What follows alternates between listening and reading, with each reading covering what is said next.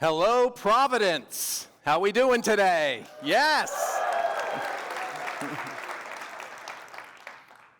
So, when most people think of improv, they picture fast-talking performers trading clever one-liners on stage, kind of like a verbal ping-pong match. But I'm here to tell you that improv is more than just quick wit and comedy. It's about venturing into the unknown, saying yes to new experiences, and learning unexpected things of yourself. And this discovery for me came at a time when I was reevaluating my habits and priorities. So just over 2 years ago, due to a heart condition and some mounting health concerns, I actually made the decision to stop drinking alcohol, and it helped me focus on my self-wellness.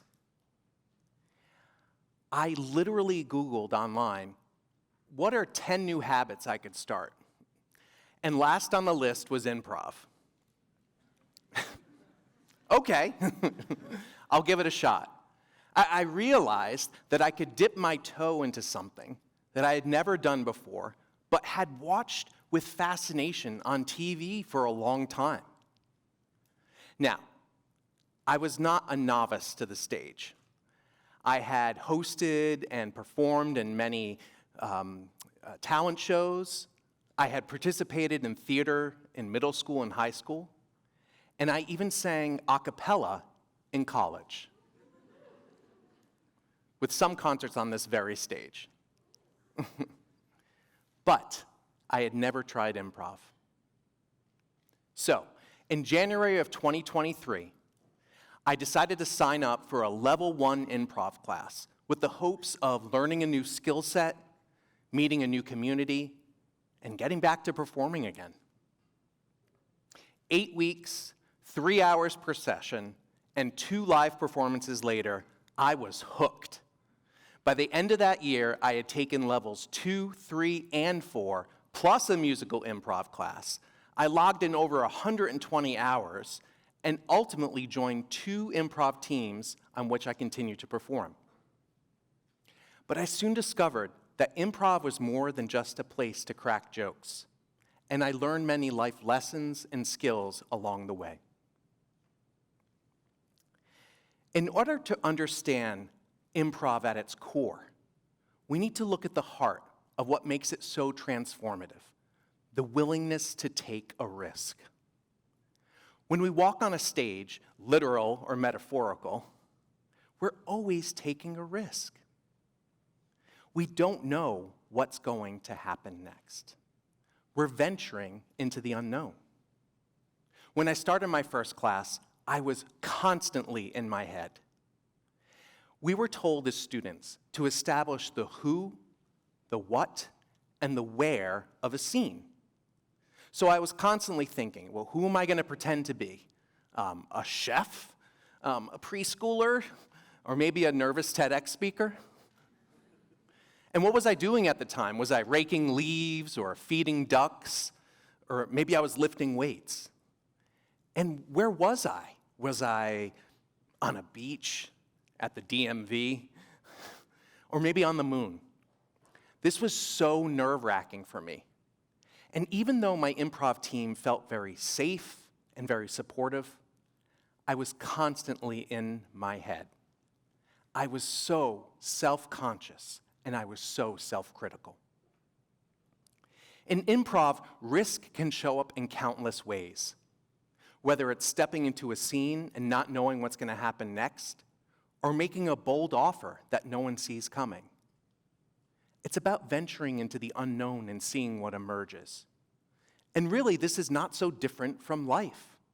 All the time, we take similar leaps when we apply for a job, or we go on a first date, or we move to a new city, leaning into challenges rather than running from them. And just as taking a risk helps us express and venture into the unknown, saying yes and provides a framework for us to navigate uncertainty. So, what is yes and? Well, yes and is the golden rule of improv. It means that an actor should accept what is offered, yes, and then add to it, and. It's contributing to the idea to help it go further. It's this shift from critique to co-creation, from isolation to ensemble. So let me show an example. So I'm going to play the part of two different partners. They're going to be talking about their weekend plans. So the first partner says, "We should go to the beach on Saturday." All right, and then the other partner over here could say, but I saw the forecast and it's gonna be way too hot. Now, that's very negating.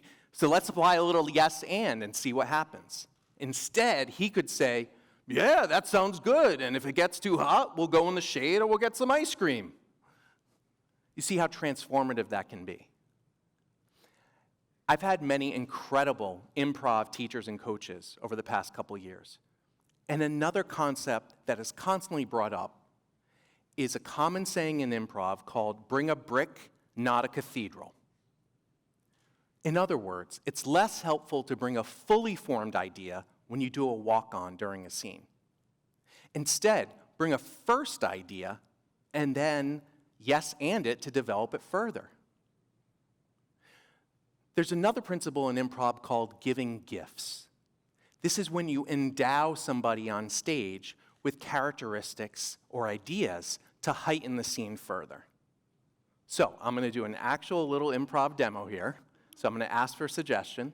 If someone could just shout out the name of a generic location, like a post office or a beach. Okay, I heard a lot of ones. I heard mall, coffee shop, and school. So I'm going to do a coffee shop and a mall. How's that? All right. So here I am. I'm waiting for my order, the coffee shop at the mall, and I'm looking at the mobile order that I ordered, and I'm so frustrated because I ordered it 20 minutes ago, and it's not even ready yet. And I look, and then my scene partner sees what I'm doing and wants to add a gift. So they walk in, and they're playing the part of the barista. And they say, "Order for Mark." What did you say? "Order for Mark." My name's Mark, damn it. And so just that little bit of adding a gift can help transform a scene and get it going. In improv, risk can show up in countless ways. And so when we think about transforming a scene, we have to think about yes-anding it. Think about how powerful it is to respond to a new idea, not with yes, but with yes and how can we make it better?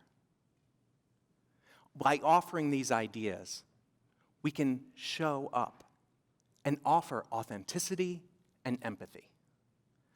Of course, not every idea will land perfectly.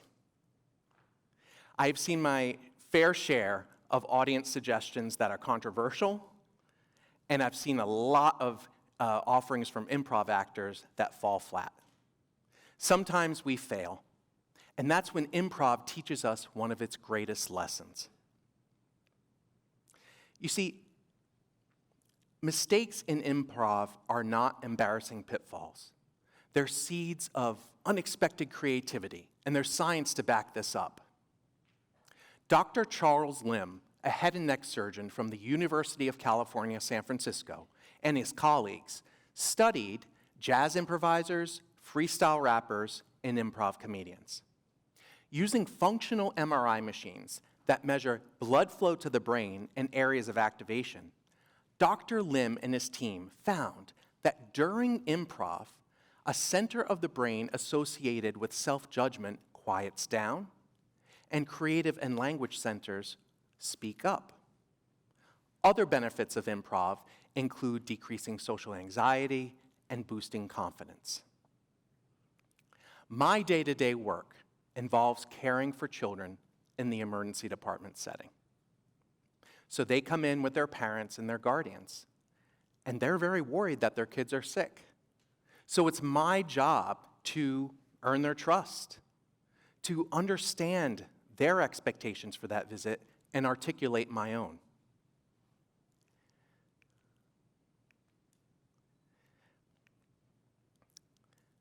So we have to get creative when we're in the emergency department setting. One time, a girl came in, and she had just gotten her ears pierced. Unfortunately, the ear-piercing gun got stuck and was dangling from her earlobe when she came in. Yeah, that's what I said. Luckily, she wasn't in any pain. She wasn't really injured. It was just more frustrating and embarrassing. And the ear-piercing gun was dangling from her ear, kind of ironically like her first earring. She came in with her father, who was not happy at all, and behind them was this sheepish older man who had just pierced her ears. He came with them. It was very sweet. So I'll cut to the chase. Everything worked out fine, but I had to get creative. So one of the nurses was carrying this multifunction tool, and I fashioned it into the pliers setting and gently pried that from her ear, and she was fine. But that solution couldn't be found in any textbook, website, or journal. Even though I finished my med school almost 22 years ago and my formal medical training about 15 years ago, something unexpected happened when I started to do improv. I found myself being a better active listener and more confident with uncertainty. And these lessons didn't just apply to work, but they also applied to home. See, I'm the father of 2 teenage girls, and I have plenty of opportunities to integrate improv into parenting. They have asked me many times, can we get a dog? And many times over the years I've had to say, no, we are not getting a dog. But now I'm a little bit more empathetic and curious why they want a dog. We're still not getting one, but you know.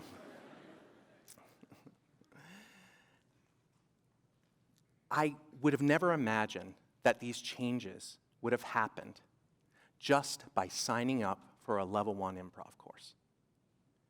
And I also know that parenting, like improv and life, is not easy. It's about practice, not perfection. At its heart, improv helps us live a more courageous, creative, and connected life. So, if you take one thing away from today, it's this. Say yes and to opportunities that come your way. As we all leave this auditorium and we reemerge to our classrooms, our workplaces, and our communities, take a chance and roll the dice with one improv-inspired action. Think about something in your life where you've been willing not to take a risk, or you have a conflict that's personal or professional. I challenge you to rethink those and yes and into them. If we do this, this creates empathy and authenticity. Because when we dare to improvise, we discover that beyond the punchline lies something magical. The power of surprising ourselves, of making connections, and inspiring others. And remember, life, like improv, is gloriously unscripted.